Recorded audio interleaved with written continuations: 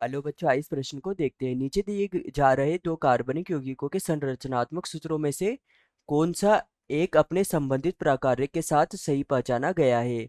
यहाँ पर हमें दो कार्बनिक यौगिक ए व बी के संरचनात्मक सूत्र दिए गए हैं। यहाँ पर हमें पहचानना है कि इनमें से कौन सा सही है। ए है ए लेसिथीन, कोशिका झिल्ली का एक घटक। बी बी एडेनिन, एक न्यूक्लियोटाइड जो न्यूक्लिक अम्लों को बनाता है। सी ए ट्राइग्लिसराइड, ऊर्जा का प्रमुख स्रोत। डी बी यूरेसिल, डीएनए का एक घटक। तो यहाँ पर हमें बताना है कि इनमें से सत्य क्या होगा। तो यहाँ पर प्रश्न को देखते हुए हमारी मुख्य अवधारणा अवधारणा होगी कि दो कार्बनिक यौगिकों यौगिकों की पहचान। तो यहाँ पर हमें इन दो कार्बनिक यौगिकों की पहचान करनी है।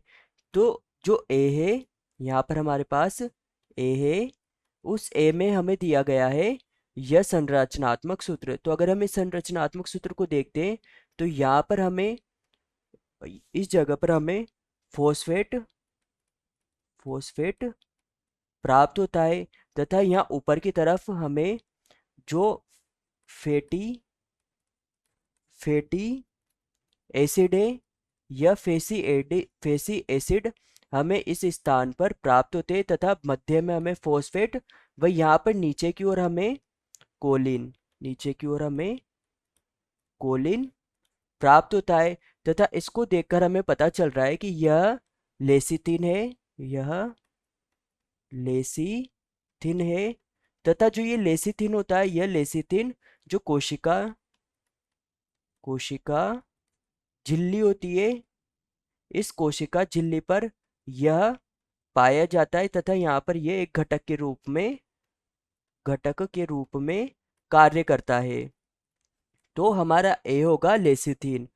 वही अगर हम बी की बात करें, बी के संरचनात्मक चित्र की बात करें, तो जो ये बी है, यह यहाँ पर हमें बी के संरचना को देखकर पता चल रहा है कि जो यह बी है, यह एडेनिन है, यह एडी एडेनिन का चित्र है, क्योंकि यहाँ पर हमें नाइट्रोजन नाइट्रोजन क्षार के जो क्रम है यहाँ पर हमें दिखाई दे रहा है। तो जो ये एडेनिन होता है, यह एक नाइट्रोजन नाइट्रोजन क्षार होता है, तथा जो ये नाइट्रोजन क्षार होते हैं, यह नाइट्रोजन क्षार मिलकर न्यूक्लियोटाइड्स का न्यूक्लियोटाइड न्यूक्लियोटाइड्स का निर्माण करते हैं निर्माण करते हैं।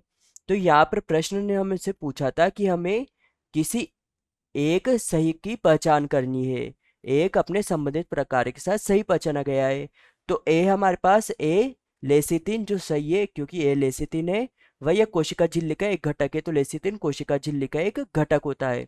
तो यह हो जाएगा हमारा सही उत्तर।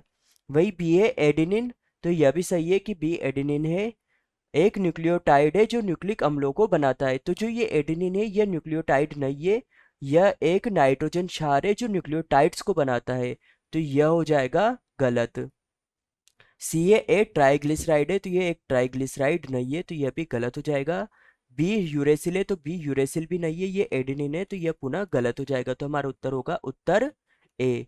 यहाँ पर हमारा प्रमुख प्रमुख सिद्धांत होगा कि कोशिका कोशिका झिल्ली कोशिका झिल्ली बाहरी आघातों आघातों से कोशिका की रक्षा करती है। तो आशा है कि आप इसे अच्छी तरह समझ गए होंगे। धन्यवाद।